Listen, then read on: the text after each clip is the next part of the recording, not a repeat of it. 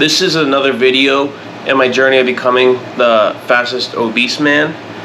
It is June 6th, so it's the 6th day of the plan, and I guess today was okay. I mean, I kind of fucked up, but it was alright. When I was benching, I had 350 pounds on for the heavy set. The person spotting me said he didn't help, so I did 3 full reps and then attempted a 4th.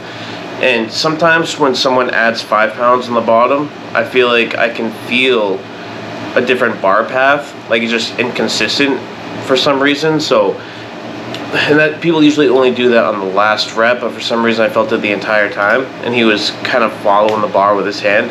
So I can't say for sure that I did 3 quality reps, but he said he didn't touch it. So I'm still gonna say it was a good improvement over the previous workout, where I could only get 2 full reps. And overall, the bench felt strong. I will say that I've been training on incline bench press, which I've never done before. And when I was doing the heavy sets, I definitely felt like I was activating my upper chest, which I've never done before. So it is possible that he was helping a little bit without realizing it. It's also possible that I just found a way to activate my upper chest from doing incline bench presses for the first time. No, for a couple weeks. And maybe that's why I was stronger than usual and felt pretty good about it, and had a slightly different bar path, but I'm not quite sure which one it was. Of course, I was supposed to run, and I had full intentions of running, but I left the gym, figured I'll just do it later. I was going to run outside. Things happened, and I just never got around to it, so definitely feel like a failure on that front, which is why I make these videos, because it makes it really bad to actually say it out loud. So, I mean, I figured tomorrow I'm just going to do a lot of cardio, make sure I stick to 2 hours, make sure I go faster than usual, train a little bit harder. You know, I'll be well rested, so it should be a good workout. But overall, today was kind of fucked up. Definitely wasn't what it was supposed to be. You know, I told myself I'm not going to let myself fail on that. I have to do my training, but here we are, I just skipped it. So, that's definitely not good. Like I said, I'm just going to have to find a way to make it up tomorrow. Maybe I'll start throwing extra runs during the week. Maybe I'll just do the full 2 hours and then do some outdoor running, something like that to make up for it, because, of course, skipping runs is not what I need to do right now. You know, my body finally adapted. I need to make sure I have as many quality runs as possible. I also decided to make a calendar, which I can't really show to a camera. So, standard calendar, so I can make monthly goals for the month of June. So for June, I do have a couple goals. One, I do have a 5K scheduled in about a week. About a week. And then I do want to get the 8.5 mile per hour interval for the interval training, you know, where I use 6 as a recovery pace, and build that up to 3 minutes. So I'll do 3 minutes on, 3 minutes off. 7 mile per hour for recovery for the slower runs that I do on Monday, Wednesday, Friday, and a Tarantino Strong 5K. I'm not going to make any goals for bench press, because if you can't bench it, you might as well just not do it. You know, you can't just force your body to be stronger, which is significantly different from running. At least slow running, you know, you can't force yourself to sprint faster. But when you're doing slow running, if you can manage a pace for 3 minutes, you can probably manage it for 3.5. It's really painful, but technically you can do it. It's all just about mental toughness at that point.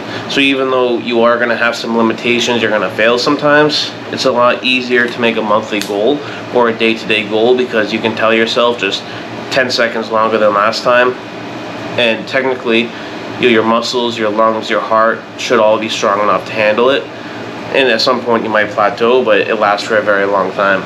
As opposed to strength, you know, if you can't bench 315, you're just not going to bench 315. So that is, so I do have this monthly goal that I'm going to have on this page. Every month is going to be something. It can be to run a half marathon, you know, small pieces, and as well as the slower pace that I have to maintain for the workouts. Only running. Again, lifting, you can't force it. You can't do it, you can't do it. Running, like I said, you just gotta do it. I also noticed that with my training, I liked following a method where if I feel like I can't run anymore, I'll just make myself do half a minute longer, like once I feel like I'm at my limit, because obviously it's a fake limit. So I'll just tell myself, at least I have to wait for the minute to be up. You know, and you're doing endurance. You've been maintaining it for at least a couple minutes. You know, if you're trying to go 30 seconds to 1 minute, that's tough. But if you're trying to go 3 minutes and just trying to top off the minute, it's a lot easier. So I do have those goals in here. And then on the calendar where you can see every day, I'm going to write how long the intervals were. So just a way of tracking everything, so I have a picture of it. And, you know, of course, I said before, if I do 8.5 miles an hour for 1 minute 50 seconds, next time has to be 2 minutes. So I'll probably try that tomorrow. And then every time I might add, you know, 15 seconds to the intervals, or, you know, when the intervals get bigger, say 4 minutes, 5 minutes, I'll add, you know, like half a minute. So I think this schedule is going to help organize everything, so I can just force myself to be a little bit faster as time goes on, you know, just a little bit. Not anything extreme. I'm not going 10 minutes to an hour. It's just small, piece by piece. And this is the method I used before when I was lighter to get faster, and it worked very well for me. You know, it's just progressive overloading, a running version. But it's like every time, only 10 seconds, 15 seconds, 30 seconds.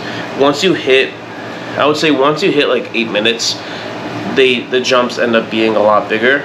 And if you hit something like 21 minutes, you probably have the mental toughness to just keep going for an hour. And if you have the mental toughness for an hour, you probably have it for 2 hours. So it was a system that worked before.